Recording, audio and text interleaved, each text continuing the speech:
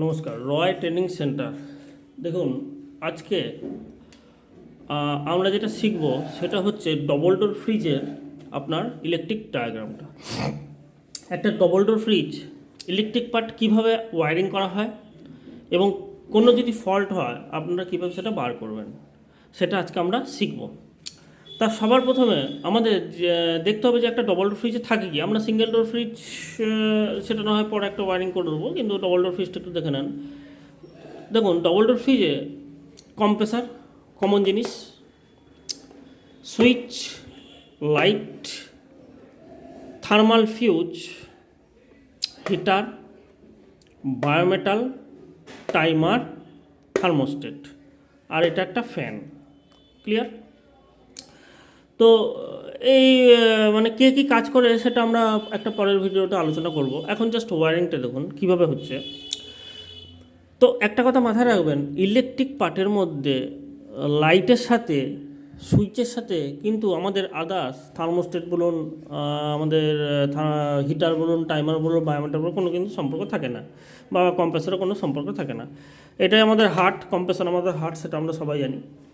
তো কম্প্রেসারের উপরে যে কমন, সেখানে আপনার ওএলপি, আর নিচে স্টার্টিং, রানিং স্টার্টিং। একটা এটা হচ্ছে আপনার রানিং, এটা হবে আপনার স্টার্টিং। সবসময় আপনাদের ডান দিকটা হয় রানিং, বাঁ দিকটা স্টার্টিং। কিন্তু কোনো কোনো ক্ষেত্রে আপনারা কিন্তু এগুলো কিন্তু মেপে নেবেন, আগে আমাদের মাল্টিমিটার কন্টিনিউটি মোড করে আপনারা মেপে নেবেন। এবার আমাদের ওয়্যারিংটা দেখুন। সবার প্রথমে আমরা নিউট্রাল ফেজ, মেন লিডের নিউট্রাল ফেজ, যেটা আপনার বোর্ড থেকে আসছে, সেটা আবার কোথায় কোথায় দেবেন। নিউট্রালটা সবার প্রথমে একটা চলে যাবে লাইটের, একটা করতে চলে আসছে লাইটের একটা। লাইট জ্বলতে গেলে তো নিউট্রাল ফেজ তো দরকার, তাহলে আমরা নিউট্রালটাকে একা পাঠাচ্ছে, নিউট্রালকে লাইটে চলে গেল প্রথম ফার্স্ট স্টেপ। দ্বিতীয় স্টেপ, সেই নিউট্রাল এখান থেকে একটা জাম্পার করে কী করছি আমরা, থার্মাল ফিউজে দিয়ে দিয়েছি। কোথায় দিয়েছি? থার্মাল। এই থার্মাল ফিউজ কী হচ্ছে, 75 ডিগ্রি সেলসিয়াস যদি উষ্ণতা হয়, হিটার উষ্ণতা করে না কাট অফ করে, তখন এটা কাট অফ করে দেয়। তাহলে থার্মাল ফিউজে এখানে নিউট্রাল চলে গেল, থার্মাল ফিউজ থেকে যেটা বেরোচ্ছে সেই নিউট্রাল আমরা হিটারে চলে গেল। তাহলে নিউট্রাল পেয়ে গেছি,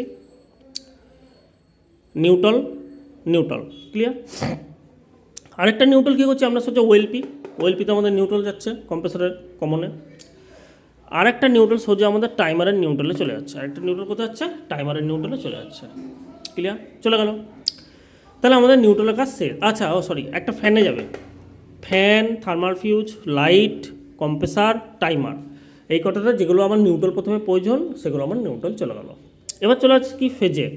ফেজ সবসময় জানি আমি কি সুইচের মাধ্যমে হয়ে যায়, তাহলে একটা লাইট জ্বালার দরকার, সুইচ দরকার। তাহলে দেখুন ফেজটা কী করছে আপনার, সোজা সুইচ থেকে কোথায় যাচ্ছে? লাইটে। যখন আপনি ডোর ওপেন করবেন তখন আপনার লাইট জ্বলবে, যখন ডোর ক্লোজ করবেন তখন আপনার লাইট বন্ধ হয়ে যাবে।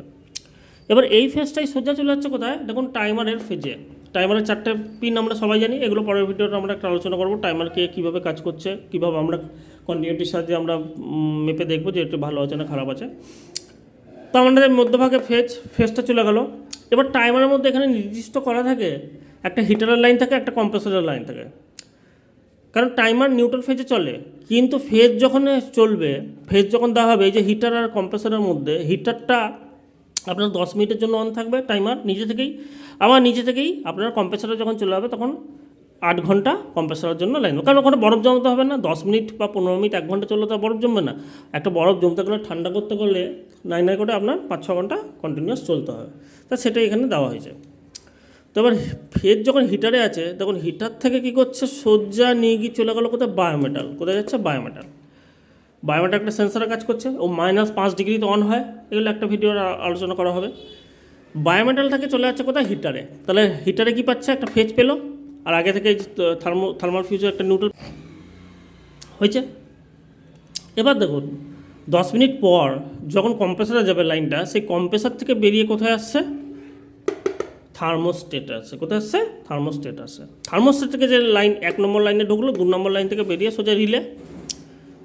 তাহলে ফেজটা পেয়ে গেল, কম্প্রেসার ফেজ পেয়ে গেল, কম্প্রেসার আগে নিউট্রাল পেয়ে গেছে, তারপর ফেজ দিয়ে দিলেন। এবার এই ফ্যানকে তো ফেজ দিতে হবে একটা, ফ্যানকে তো আপনি নিউট্রাল আগে দিয়েছিলেন। ফ্যানকে ফেজ করতে দেবেন থার্মোস্টেটের বি নাম্বার পয়েন্ট থেকে, মানে 1 নম্বর দিয়ে যদি ঢোকে তাহলে 2 নম্বর পয়েন্ট থেকে আপনি ফ্যানকে ফেজ দিলেন। এবার প্রশ্ন তো বলে কেন 2 থেকে, কেন আমি তো 1 থেকেই দিতে পারি। কারণ হচ্ছে থার্মোস্টেট কী করে যখন সেন্স করবে যে ওর অতিরিক্ত ঠান্ডা হয়ে গেছে, তখন কী হবে, লাইনকে কাট অফ করবে। এবার লাইনকে তো কাট অফ করে দিল, লাইনকে কাট অফ করে কম্প্রেসার বন্ধ হলো, কিন্তু ফ্যান কিন্তু 8 ঘন্টায় কিন্তু যতক্ষণ টাইমার লাইন পাবে ততক্ষণ কিন্তু ফ্যানও ঘুরতে থাকবে। তাহলে অত চাপ ফ্যানকে না দিয়ে যতক্ষণ কম্প্রেসার বন্ধ থাকবে ততক্ষণ ফ্যানও বন্ধ থাকবে, যখন কম্প্রেসার অন হবে তখন আপনার ফ্যানও অন হবে। তার জন্য 2 নম্বর পয়েন্ট থেকে বা বি নম্বর পয়েন্ট থেকে আমরা ফেজকে দেওয়া হয়। দেখুন এখানে এগুলো প্র্যাকটিক্যালও হয়, অনলি ফর থিওরিক্যাল নয়। এটা থিওরিক্যালটা বোঝানো হচ্ছে, থিওরিক্যাল বুঝিয়ে এইটাই লাইনটা কিন্তু আপনাদের আবার প্র্যাকটিক্যালের সঙ্গে করাতে হয়। আসুন, যোগাযোগ করুন, ভর্তি চলছে 8670210844 এই নম্বরে বা 906993 এই নম্বরে। প্রত্যেক মাসে 2500 টাকা করে নেওয়া হয়। ধন্যবাদ।